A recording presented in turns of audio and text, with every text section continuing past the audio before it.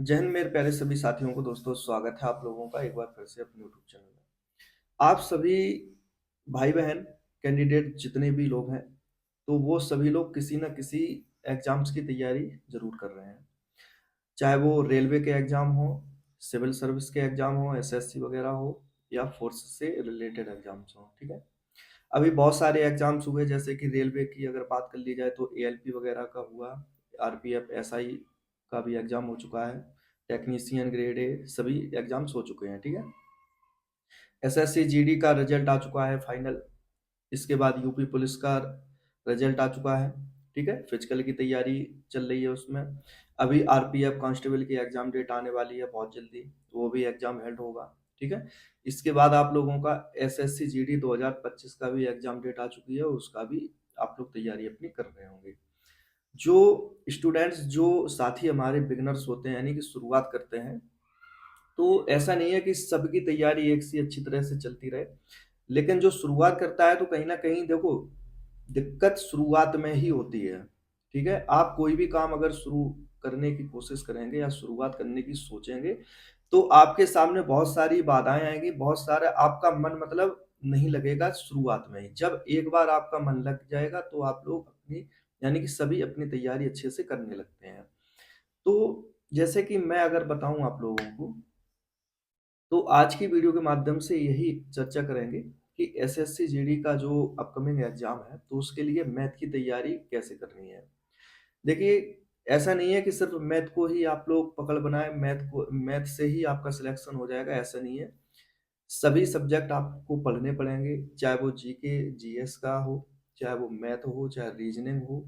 ठीक है, सभी आपको अच्छी तरह से पढ़ने पड़ेंगे, तभी आप लोगों का जो है वो एग्जाम क्रैक होगा। ऐसा नहीं कि किसी एक सब्जेक्ट पे आपको फोकस कर लेना है और उसी से आप सोचें कि बस मैथ मेरा पूरा है, कंप्लीट है, इसके बाद अदर सब्जेक्ट कंप्लीट नहीं है तो हम एग्जाम क्रैक कर लें, ऐसा नहीं है।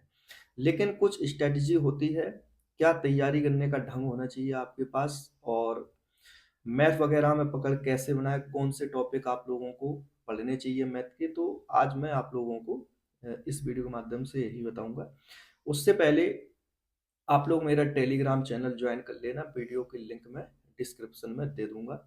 ठीक है, दिया हुआ हूँ, आप लोग उसको ज्वाइन करिएगा।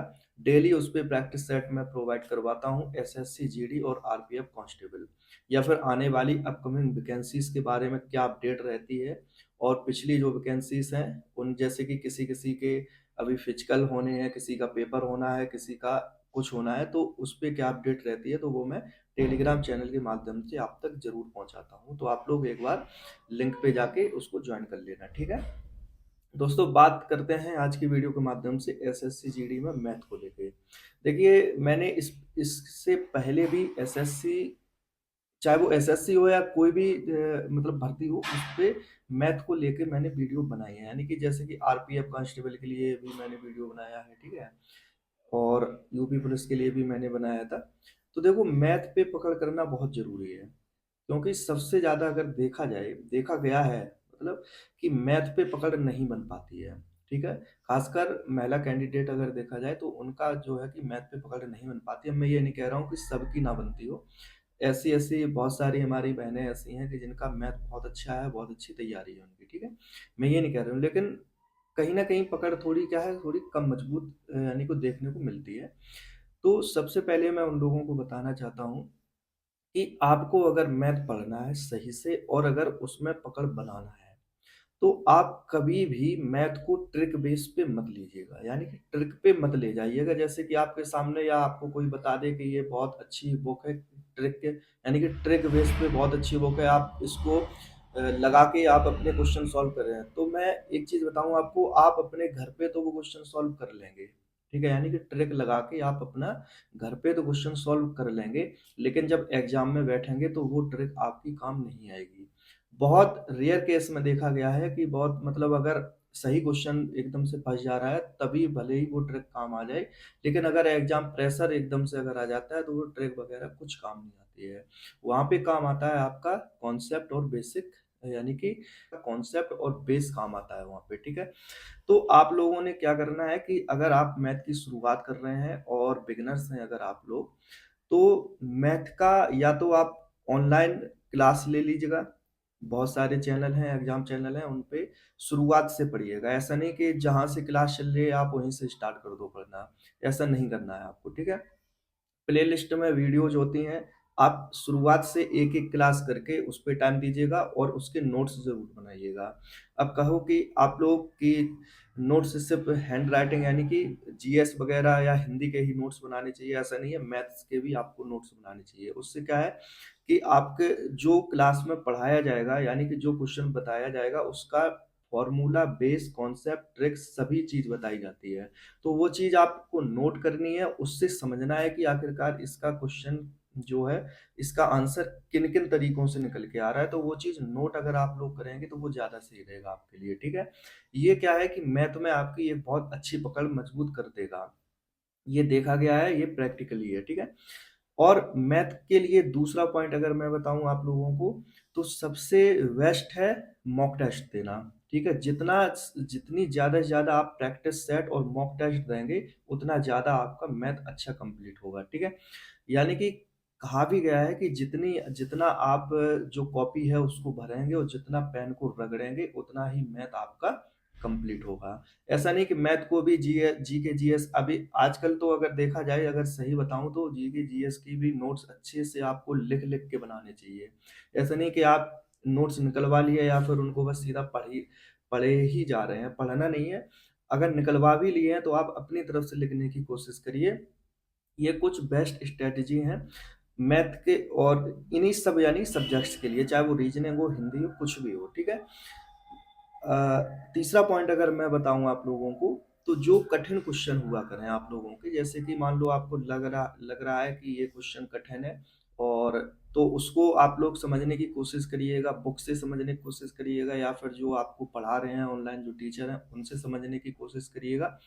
और अगर तब भी समझ में ना आए तो उसको स्किप नहीं करना है आपको। उसको क्या करना है आपको कहीं दूसरी डायरी में या दूसरे रजिस्टर में वैसे ऐसे सभी क्वेश्चन्स को नोट कर लेना है, ठीक है?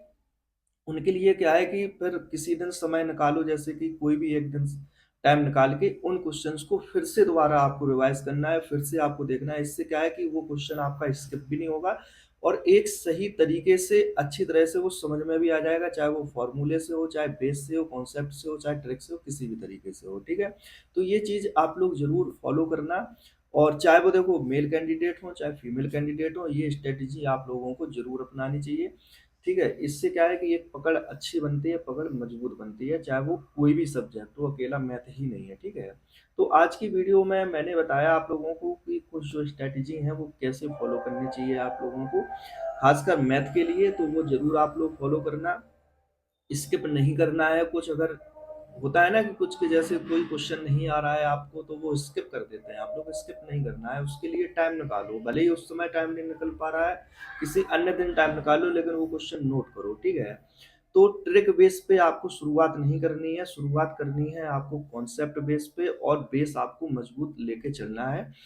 जो बिगिनर्स हैं जैसे कि आप लोग ऑनलाइन स्टडी लिए या फिर ऑनलाइन क्लासेस लिए तो जहाँ क्लास चल रही है वहाँ से आपको शुरुआत नहीं करनी है। शुरुआत करो प्लेलिस्ट्स की फर्स्ट यानी कि नंबर सिस्टम से ही आप लोगों को शुरुआत करनी है। तभी आपको अच्छी तरह से समझ में आएगा। ऐसा अब मैं ये नहीं कह रहा हूँ कि आप लोग मैथ बिल्कुल भी नहीं पढ़े हुए हों या फिर आपको समझ में ही ना आता हो, ऐसा भी नहीं है।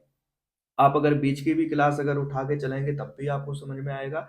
लेकिन एक जो शुरुआती एंगल से अगर मैं समझाने की कोशिश करूँ तो वो यही है कि आप लोगों को अच्छी तरह से शुरुआत से यानी कि पहले स्टेप से ही स्टेप बाय स्टेप चलते रहना चाहिए और उनके नोट्स बनाते रहना चाहिए, कॉन्सेप्ट और बेस ज़रूर लेके चलना चाहिए। फिर अगर आपकी क्षमता है, अगर आपका कॉन्सेप्ट बेस मजबूत है तो आप ट्रैक पे क्वेश्चन को लेके चलिए, फॉर्मूले पे भी लेके चलिए। तो यही सारी जो स्ट्रैटेजी हैं, ये मैथ को एक अच्छी पकड़ बनाने में ज़्यादा हेल्पफुल हैं दोस्तों, ठीक है? तो उम्मीद करता हूँ कि आपको चीज़ें समझ में आई होंगी। रही बात टॉपिक वगैरह की, तो देखिए टॉपिक कोई भी स्किप नहीं करना है, चाहे वो अर्थमेटिक हो, चाहे फिर वो एडवांस का हो, ठीक है?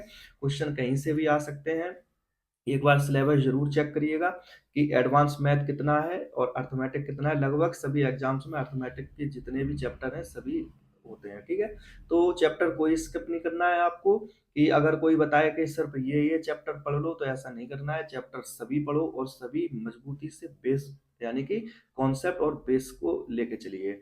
मैं टेलीग्राम चैनल के माध्यम से आप लोगों को मैथ की अच्छी यानी कि बेस्ट जो बुक्स हैं, जिनमें कॉन्सेप्ट, बेस, फॉर्मूला और ट्रिक्स सभी वाइज मतलब सवाल हल किए गए हैं, वो मैं ज़रूर प्रोवाइड करवाऊँगा आपको। तो आप लोग मेरा टेलीग्राम चैनल ज़रूर जॉइन कर लेना, और जितनी भी अपडेट रहती हैं, मैं उसी पर आप लोगों को प्रोवाइड ज़रूर करवाऊँगा दोस्तों, ठीक है। चैनल पर अगर आप लोग नए हैं, तो मेरा यूट्यूब चैनल भी सब्सक्राइब कीजिएगा और बेल आइकन को प्रेस कीजिएगा, जिससे कि जो भी अपडेट रहेंगी वो आपको समय से मिलती रहे, ठीक है। आप लोग अपना ख्याल रखना, बढ़िया से तैयारी करते रहो, ठीक है। मिलते हैं अगली वीडियो में।